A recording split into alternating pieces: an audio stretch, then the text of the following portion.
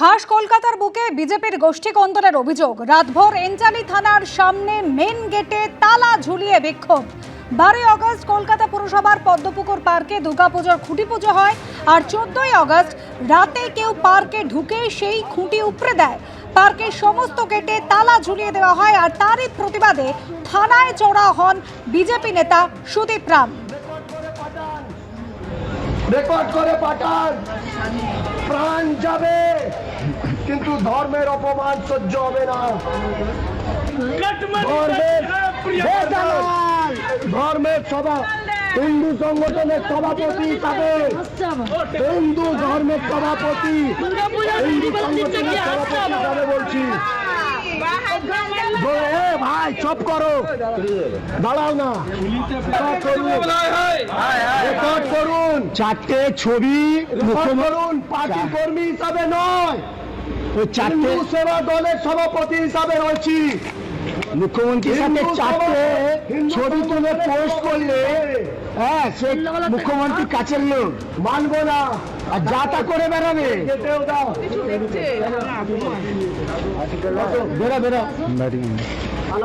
হিন্দু ধর্মের অপমানের বিরুদ্ধে মুখ্যমন্ত্রী হস্তক্ষেপের জন্য লড়বো। সন্দীপ সরকার আমাদের প্রতিনিধি রয়েছেন আমাদের সঙ্গে। সন্দীপ, এভাবে একেবারে এন্টালি থানার সামনে মেন গেটে তালা ঝুলিয়ে বিক্ষোভ দেখাচ্ছেন, রীতিমতো হুঁশিয়ারি দিচ্ছেন, মুখ্যমন্ত্রীর হস্তক্ষেপ চাইছেন, ঠিক কি কারণে? দেখো, পদ্মপুকুর সর্বজনীন দুর্গোৎসব বলে একটি ক্লাবের পুজো, সেটা পদ্মপুকুরের যে পার্ক রয়েছে, কলকাতা পুরসভার পার্ক, সেখানে বেশ কয়েকজন মানুষ গত 12ই আগস্ট একটা খুঁটি পূজা করেন, সেখানে পুজো করবেন বলে। এবং তাদের অভিযোগ হচ্ছে যে 12 তারিখ খুঁটি পুজো করার পরে 14 তারিখ অর্থাৎ 14ই আগস্ট রাতের বেলা তারা দেখতে পান যে সেই যে খুঁটি পুজো যে জায়গায় করেছিলেন তারা, সেই খুঁটি পুজোর খুঁটি তা কেউ বা কারা উপড়ে ফেলে দিয়েছেন। এবারই এই ঘটনাটা জানাজানি হওয়ার পরই যেটা হয় তা হলো সুদীপ রাম, তিনি উত্তর কলকাতার বিজেপির নেতা, তিনি পদেও রয়েছেন, উত্তর কলকাতা বিজেপির একটি পদাধিকারীও তিনি। এর পাশাপাশি তিনি হিন্দু সেবাদল নামে একটি সংগঠন, সেই হিন্দু সেবাদল নামে একটি সংগঠনের রাজ্য সভাপতির পদেও রয়েছেন। এবং এই ঘটনা যখন ঘটছে তার পরপরই রাত্রি 12টা সাড়ে 12টা নাগাদ 14ই আগস্ট সুদীপ রাম এবং তার সঙ্গে আরো বেশ কয়েকজন মিলে তারা এন্টালি থানায় চড়াও হন। প্রথমে পুলিশকে লক্ষ্য করে কটূক্তি এবং তারপরে থানার মেন গেট তালা বন্ধ করে দেওয়া হয় বলে অভিযোগ। এবং সেই ছবি ইতিমধ্যেই ভাইরাল হয়েছে সমাজ মাধ্যমে।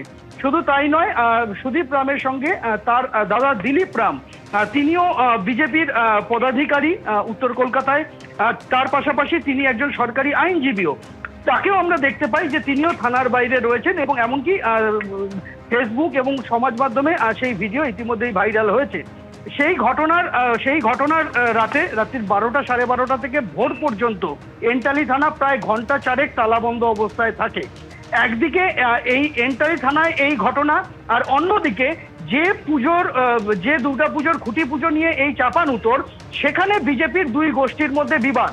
তার জেরে যে মাঠে খুঁটি পুজো হয়েছে, সেই খুঁটি পুজোর মাঠে, সেটা কলকাতা পুরসভার পার্কস অ্যান্ড স্কোয়ারের অধীনস্থ একটি মাঠ, সেই মাঠের সবকটি গেটে তালা পড়ে গিয়েছে। সাধারণ মানুষ সেই পার্ক ব্যবহার করতে পারছেন না।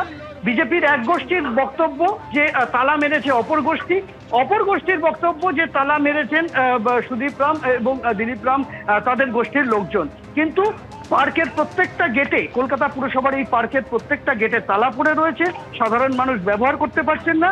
আর এই দুর্গাপুজো দখলকে কেন্দ্র করে, দুর্গাপুজোর নিয়ন্ত্রণ কার কাছে থাকবে, ওই পার্কের পুজোর নিয়ন্ত্রণ, তাকে কেন্দ্র করে থানায় রাতভর 4 সাড়ে 4 ঘন্টা থানা তালাবন্ধ অবস্থায় পড়ে রইল এন্টালিতে। এবিপি আনন্দ, এগিয়ে থাকে, এগিয়ে রাখে।